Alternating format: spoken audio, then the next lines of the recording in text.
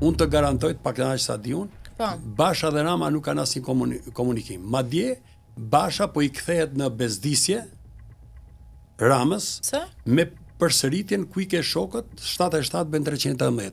Dikur Rama i kujtonte Bashës sa e merrte fjalën në parlament, i kujtonte 77-42. Basha me sa duket, kur u shkput nga Saliu, e ka kompleksuar thua ti? Kur u shkput nga Saliu, lexoi në rreshta dhe matematik, e mësoi dhe atë tabelën e shumëzimit dhe e korrigjoi, e pa që e kishte gabim 77 bën 42 dhe e bëri 313. Pra do të thotë që Basha ka bërë gjetjen e tabelës shumëzimit, e cila e godet siç e kanë në kokë Edi Ramën, edhe ku i ke shokët. Janë dy slogane. Po pse rrezikohet nga Basha Rama që thua të jetë kompleksuar kaq shumë dhe Po. Sepse rrezikohet elektoralisht? Rrezikohet se nëse Basha bëhet një faktor politik duke jo nuk u rrezikuan kohën më të mirë të Bashës ku ishte i gjithë faktori opozitar Bashë. Po tani është shirur nga kthetrat e plakut mere të Berishës. E ke dëgjuar ti si thot Rama, plaku mere, bufi, kjo tani njeriu i lirë, i vetmi njeri që është shkputur i lirë, është Lulzim Basha. Ndoshta me shumë vështirësi, ndoshta edhe me keqardhje, se nuk e di unë dashurinë që ka pas Basha me Berishën. Por të paktën sot tregohet që është një qytetar i lirë dhe një politikan i lirë, i cili po tenton të fluturojë me kratë e veta. Pse mos ta stimulojmë unë si kandidat që kam pranuar ofertën për të futur në formacionin e tij politik dhe ju si gazetare, që shqyr që një politikan më i ri në moshë se Saliu po fluturon, po tenton, të themi, nëse nuk e pranoni që fluturon, po tenton i lirë, që të dalë i lirë. Opinioni publik shqiptar, votuesi shqiptar, duhet ta shikojnë si alternativë për të mos e marrë politikën sanduiç, njëherë Saliu dhe njëherë Rama, ose njëherë Rama pastaj Saliu, sepse ne që kemi një farë moshe, ne e kujtojmë edhe kur ndryshuan kushtetutën në 2008, edhe kur ndodhi Gërdeci që Rama fërkonte pas shpinë ke dera spitalit ushtarak Sali Berishën që i thoshte do ta kalojmë këtë krizë bashk dhe në këmbim i mori ndryshimet kushtetuese për ta sjellë në pushtet si pasha. Pra të gjitha këto dhe bashkimin e votave për lirimin e 112 të dënuarve të SPAK-ut dhe GKK-s që ban vitin kaluar për amnistin, por edhe bashkimin e votave për të mbyllur listat e besnikëve të Saliut dhe besnikëve të Ramës, duhet parë si një dashuri midis Ramës dhe Saliut, jo Ramës e Lulit. Pritshmëritë tuaja për 11 majin të Euroatlantikëve, patjetër sa mandate do të merrni? Do të jenë faktor, do të marrim shumë. Do marrim më shumë se sa e mendojnë ekstremistët e djathtë dhe ekstremistët e majt. Dhe fitues do të jetë? Të shihni mes Ramës dhe Berishës. Fitues do të jetë Shqipëria, sepse nuk do ta ketë politikën bipolare, po do ta ketë me shumë Po jo dikush do të fitojë një mazhorancë mandatesh. Po, shiko, mazhoranca do të bëhet nga shumë parti. Nuk do të mund të qeverisë si Pasha, as Rama, as Saliu. Dhe qëllimi i koalicionit euroatlantik është që të diktojmë zbatimin e programit të certifikuar nga evropianët, nga gjermanët, që është programi që është lexuar shqiptarëve në qershor të vitit kaluar. Dhe jo ai program të cilin thon një Rama thot më kanë vjedhur programin tim, pastaj thot Saliu Rama më ka vjedhur programin tim. Të dy bashkë kanë vjedhur nga programi i bërë publik një vit më parë në Pallatin e Sportit, atje tek Diga e Liçenit.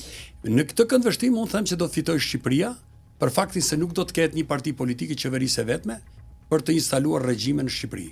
Pasi në 2013 ne thonim të rrëzojmë regjimin e Saliut. Tani po themi të rrëzojmë regjimin e Ramës. Që populli shqiptar të shpëtojë nga instalimi i regjimeve, duhet të mos e lejë politikën dypolare, por ta shpërndajë për alternativat e reja, të cilat jenë një premis për ta përmirësuar jetën dhe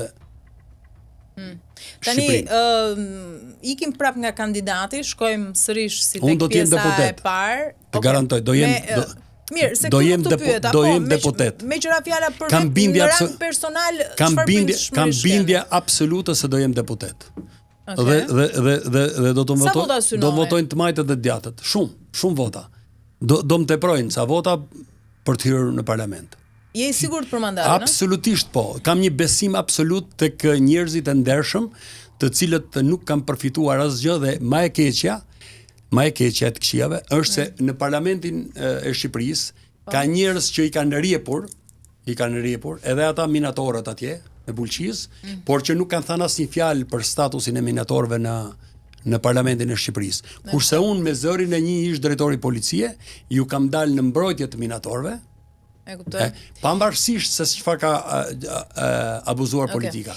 Unë shpresoj që njerëzit e ndershëm, të cilët s'kan përfituar as nga e majta nga dhe, të paktën do përfitojnë një deputet zë të lirë në parlament që nuk mund t'ja ndal fjalën as Saliu, as Rama, as Lulzimi, as kushdo të qoftë kreu i partisë politike. Të ikim nga kandidatit, të rikthehemi edhe një herë te eksperti i sigurisë.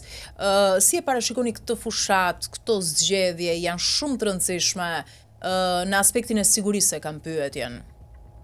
Ushtria patronazhistëve të Partisë Socialiste është e përforcuar me ekspert të IT-s, të cilët ndoshta do të përgjojnë çdo shqiptar. Por shqiptarët janë përgatitur për t'i rrëzuar regjimet dhe nuk do të pyesin se çfarë aparaturash do të vendosin ekspertët e IT-s të Edi Ramës për të përgjuar shqiptarët. Dhe vota me ndimin e SPAK-ut dhe të djemve të ndershëm që ka policia shqiptare, që janë në dispozicion të SPAK-ut si pika kontakti, do të bëjnë parandalimin e krimeve zgjedhore, madje unë di që kanë filluar holumtimet për disa aktivitete politike në shkeljet ligjit dhe të kushtetutës. Prisni tensione, përplasje mes... Shiko, nuk besoj, ka ca problemet vogla që kanë midis kandidatëve të brenda partive politike, sepse duke qenë shumë kandidat depërtojnë në zonat e influencës njërit apo tjetrit, po që kanë lidhjet familjare, edhe kjo do të ketë fërkime, si dëgjuat që edhe djali Hallës djali i Tezës me vajzën e Hallës, si që ishin ato përplasjet e Gjaçkës me atë Arben Plumin. E ke dëgjuar ti këtë? Sepse njëri e ka djalë vajzë Halle, atë Gjaçkën, edhe për zonat e influencës, sepse njëra do të marrë vota që të ketë mandatin për të shpëtuar lëkurën, sepse është kandidate për në SPAK edhe për të dënuar, tjetri do të jetë njeriu i vlerësuar i partisë për perspektiven e politike të tij si trashëgimtar i babait. Pra, ka edhe nga këta për zonat e influencës. Unë besoj që tek partitë e vogla nuk ekziston, sepse ne atë kategori vote kërkojmë. Ne kërkojmë të mërziturit elektoratin gri, po themi. Ne kërkojmë vota tek anti-Berishët, dhe të zhgënjërit nga anti-Ramët, të zhgënjërit me Ramën, po. dhe pjesa gri që nuk shkojnë për votuar. Ne po motivuam këtë kategori votuesish, që është mikse, kryesisht duke synuar tek lidhjet miqësore, farefisnore, krahinore, po shoqërore, e pse jo edhe shoqërore, që na njohin integritetin, na njohin për kujdesjen për njerëzit në rast nevojash, dhe nuk kemi njerëz që kemi rendur pas pasurive të mëdha, siç kanë rendur këto oligarkët dhe politikanët që janë pjesë e oligarkisë.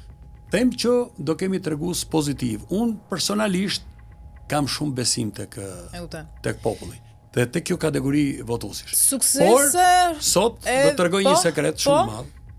Për ta përmbyllur, duke ardhur tek ju, takova shtabin elektoral të një kandidatit Partisë Demokratike. Rastësisht, po. Unë ndalova makinën dhe ju dhash dorën të gjithëve, po shpërndash lëtura si jeni. Tash ju përgëzoj dhe ju uroj suksese. Se po bani fushat për djalin më të mirë. Po. Kështu e vlerësova unë. Një djalë i ri, një kandidat te lagja 7. Se realisht kam respekt për ta. Pra ne nuk e shohim asnjë kandidat si armik. Të njësia 7 apo 8? Të 7. Të 7. Pak rëndësi ka se i del emri, kuptohet, për mos lënduar të tjerë, që ka plot kandidat të shkëlqyer, dhe midis të tjerëm diskutoshim të problem. Mund ta thuash emrin, s'ka si që. Moçallari, Grigelsi. Unë kam vlerësime maksimale. Nuk e bëra se nuk doja t'ja atakoj sepse mërzitë mund, pse tham djalë fjalë të mira, është i shkëlqyer. Po mos mërzitet ndonjë tjetër se ka plot tjerë të shkëlqyer. Tani ku ka sekreti. Dhe i përgëzova, i urova dhe për sukseset, edhe sepse nuk i shoh si armiq, i shoh si konkurrent politik, secili mbledh për vete.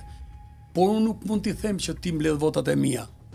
Dhe njëri nga ata më tha, po pse me Bashën, ne të prisnim këtu të partia jonë, tha. Me djem të ri dhe vajza të re. I thash, erdha te partia nën, ku kemi mbajtur shpresat, po më mbyllën derën. Nuk e di të kuptohemi drejt. Po. Sepse erdha realisht. Po kur të mbyllet dera dhe nuk të le mundësi të garosh për ato që tham, procesin e famshëm të primarëve, të asaj partisë që do përkrate. Do të detyrohesh të shikosh diku tjetër. Po përsëri i shërben demokracisë, sepse unë nuk e duhet demokracinë e vjetër, duhet demokracinë sipas filozofëve modern, të cilët thonë që nuk ka demokraci ku ka dy parti sanduiç, ka demokraci ku ka pluripartitizëm, po dhe të gjithë partitë jenë pjesë e parlamentit.